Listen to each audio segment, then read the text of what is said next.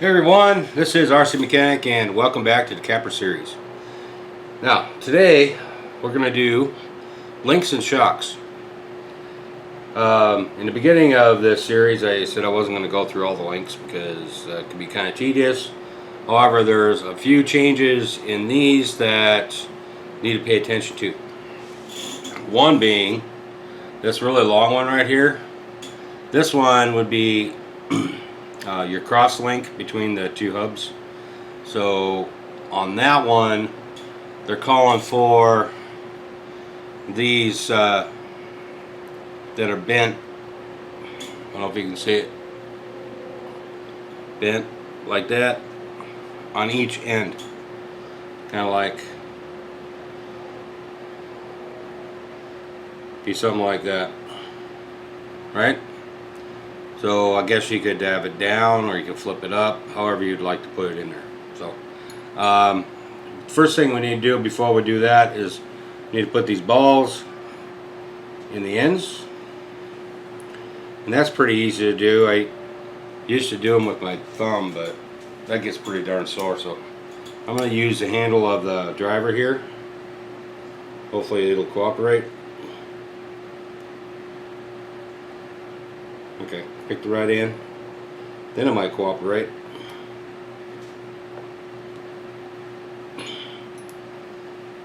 Okay, or use pliers. These are like really tough.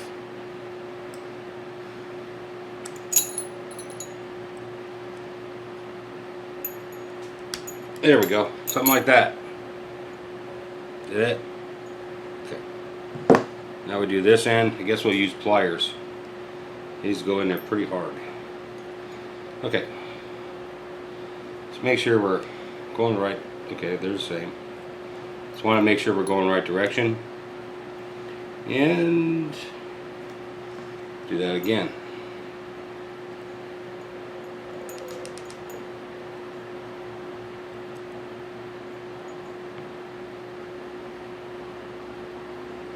Make it just off to the side on the bottom, so it'll go right in. Alright, so how do I tell what is what? Well, the cross link is the longest one, so we know that. So we'll just go ahead and I think these are already threaded. Yeah, I believe they are. So I'll just stick something in the hole right here, and like that. Stick something in this hole and thread her down. This can be adjusted later. Some kits want you to measure it right down to the millimeter. This one basically just tells you what millimeter each what millimeter each link is for.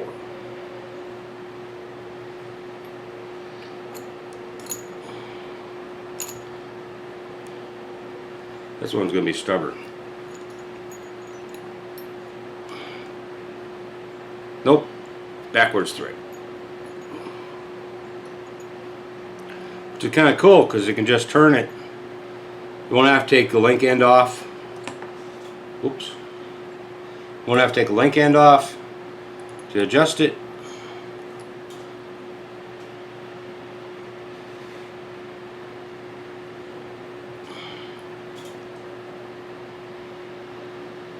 Make sure I'm going the right way. I think it's left. Oh, the other left. I'm just holding this one. At least as long as I can.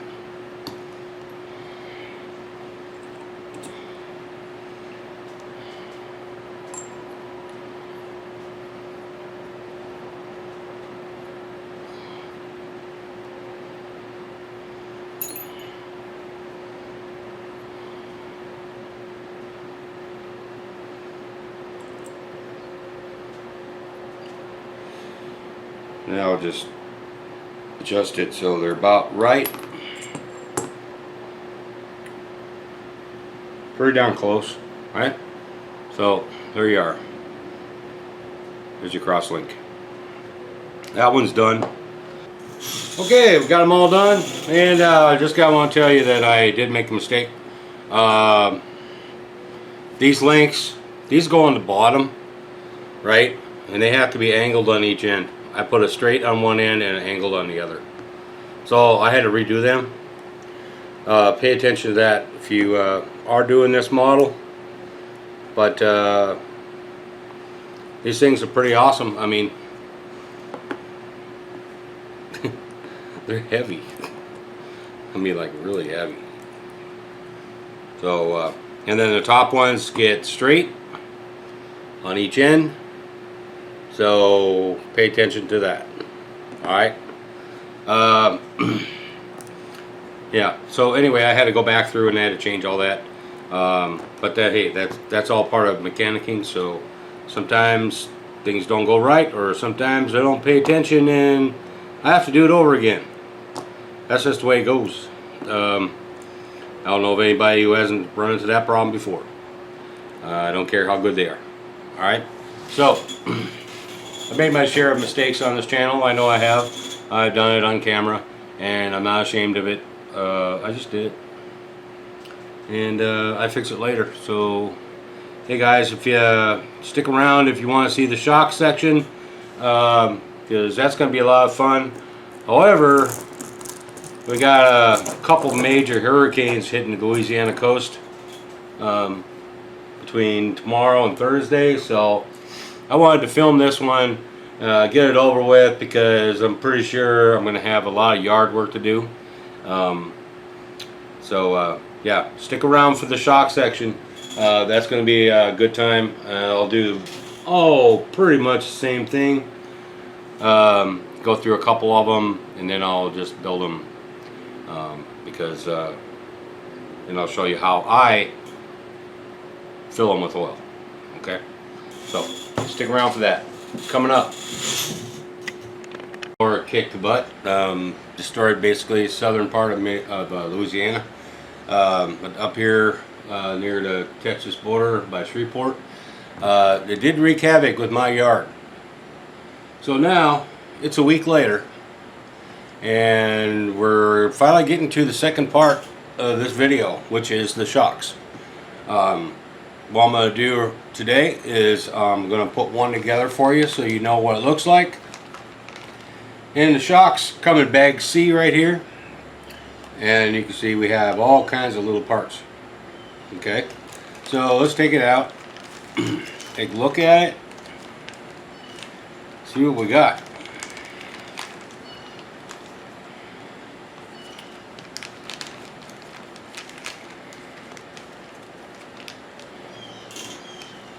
Alright, so in this bag right here we have the ends, the caps, all that. The perches for the springs right here in this bag. Alright. In this one we have the shock bodies, which are all aluminum. The bottom and the top of these shock bodies are plastic. There's also seals in here for sealing them up. Okay. And then we have the coils for the shocks right here in this bag. And this one right here has all the interesting little things, like these little teeny E-clips. More ball ends, right, to put in. And it looks like there's two different sizes. So I'm going to need to pay attention to which is which, right? Like what goes on the top, what goes on the bottom. Okay. And then of course it comes with shock oil, which most generally is 30 weight. I do have 30 weight. What I'll most likely do is I'll use this, and then whatever, well, my 30 weight bottle is getting kind of low, so I'll just top it off with this. Okay, whatever's left over. So anyway, let's get to it and see.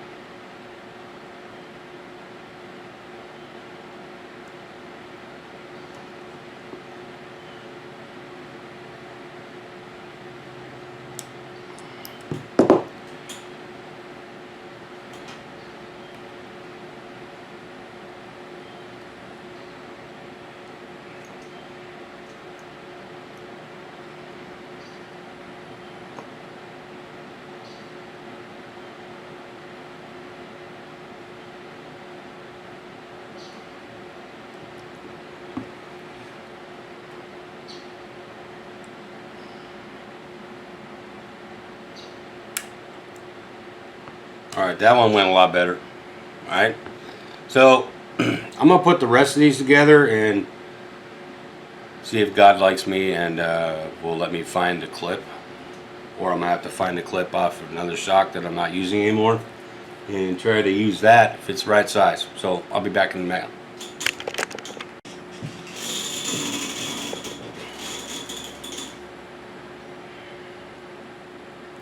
Alright, so I got these all together here, and it did turn out that Axial did give one extra clip.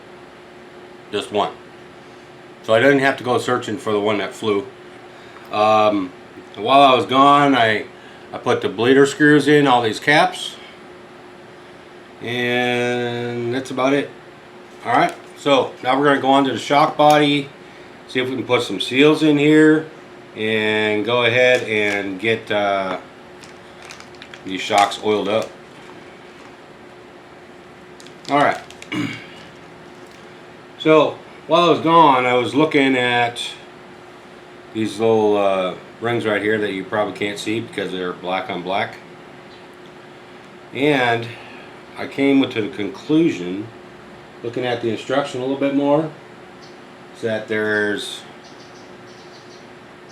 an O-ring that goes in here, right?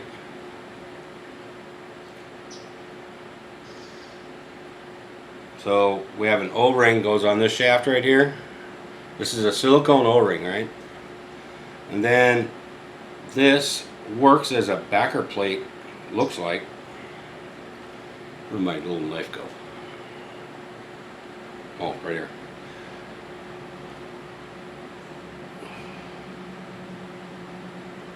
Tell you, never cut your fingernails when you're about to do a show, because it makes it look like you can't do anything. Okay, then we put this here disc on there,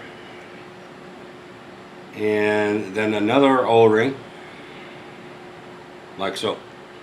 So it sits like that, sandwiched in between, right? Then this, we go into the cap, like that. Be nice and easy, not to go marred up. And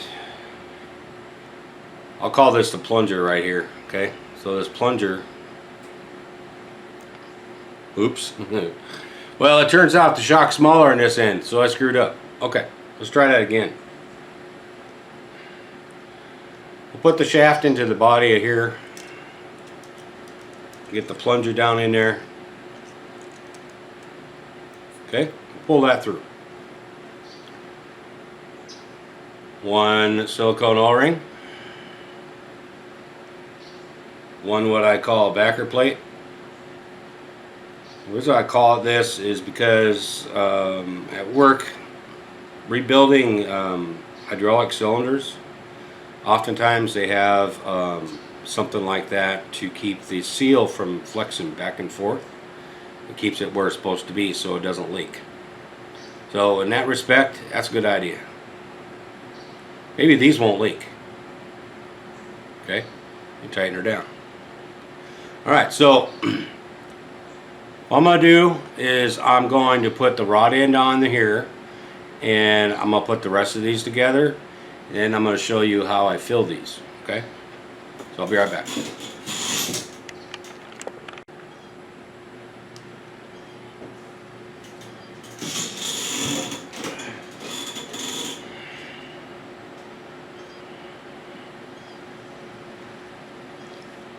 Okay, so now we have these O-rings that we need to put in the top right now, and that's these black ones. They go down inside here. Now, off camera, I at first thought it'd be easier just poke it down with my hex tool here, and it did work to a point. At least I got one of them to go a seat down, but I found that it's easier to just take the shock barrel, careful not to cross thread, just carefully tighten it down till you hit bottom, back it off, check it for seating. It looks like it's seated, There's a little ring in there. If you look real close, if there's a little ring in there, you can see where this O-ring is supposed to sit into.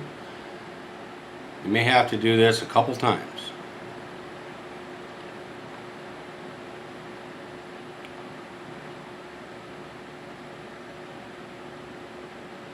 And it looks like it's in there.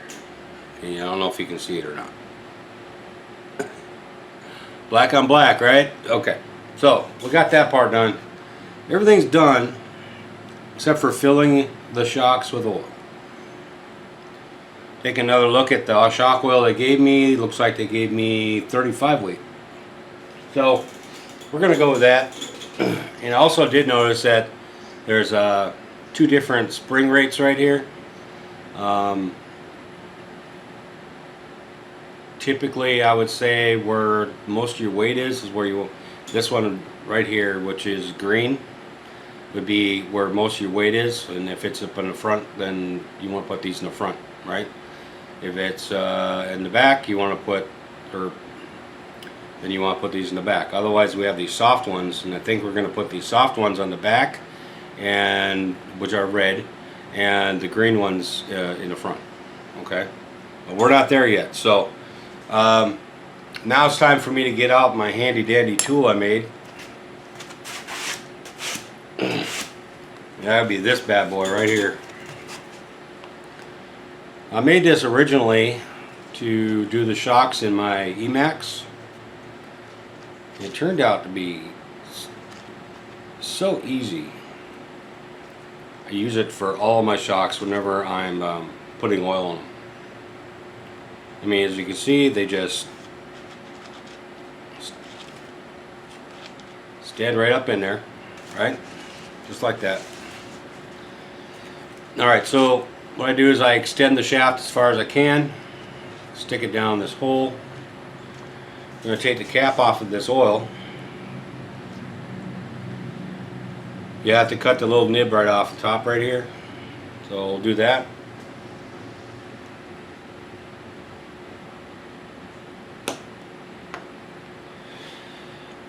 And then we just fill them up.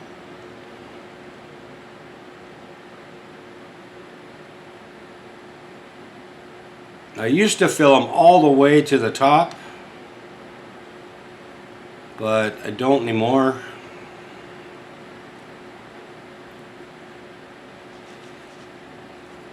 If you can see it right there, it's just about to the top.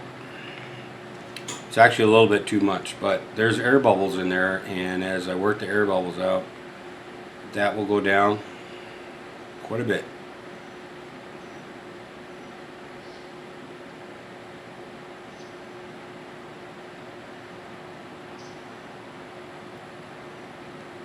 Oops, it spilled a little bit.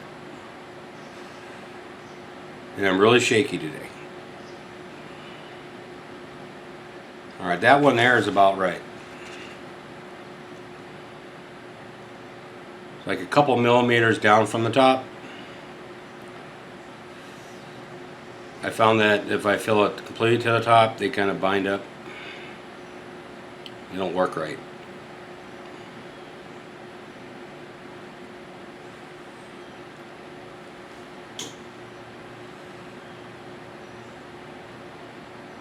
So pardon my shaking, I'm sorry.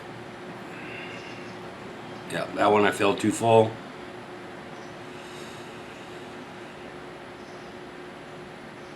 Seems like when it gets to the top, it goes there really quick, right?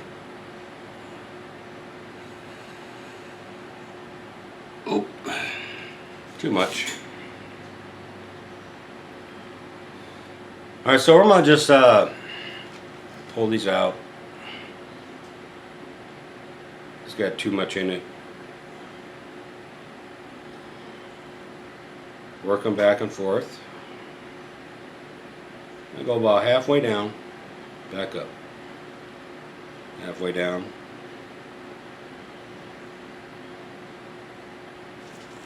If you're able to see it, I'm not sure. Let's try. Zoom in.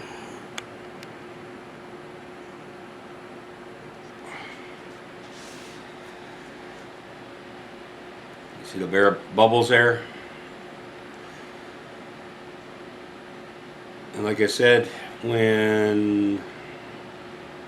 if I spill a little bit on this one, I'm fine with it because I have filled it too full of mine. Let's go really slow. There we go. That's better.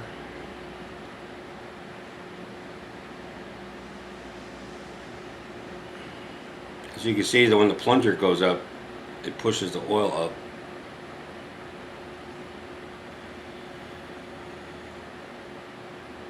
If I have to adjust the level later, I will. Okay, that one's done.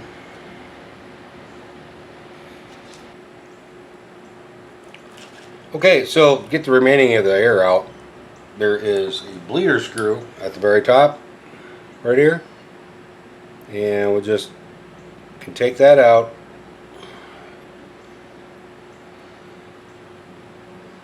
Careful not to lose it. And just work this up and down. See the air bubbles coming out?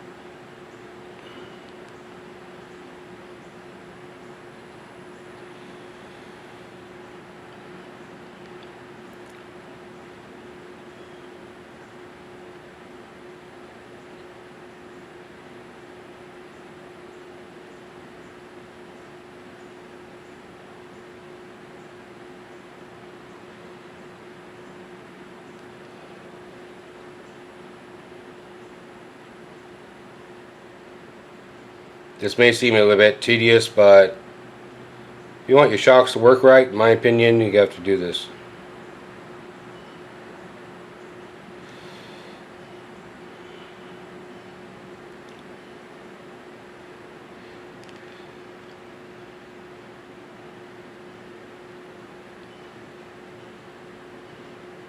And it seems like they'll never go away until they're gone.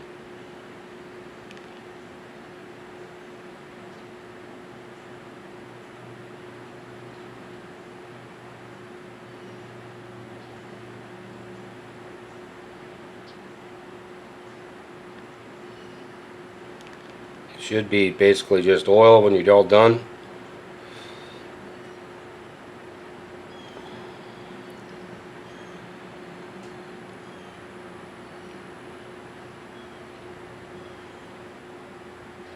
You may have to just let it sit.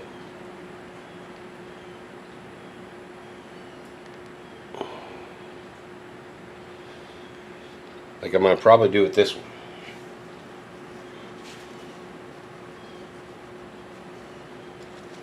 Okay.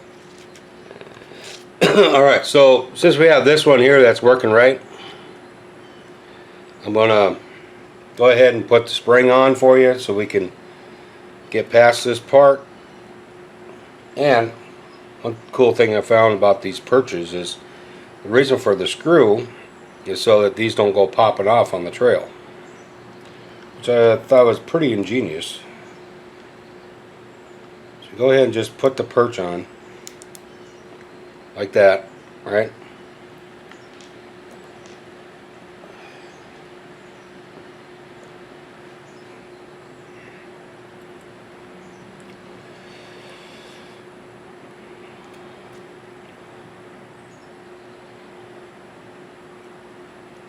Go ahead and just run the screw in.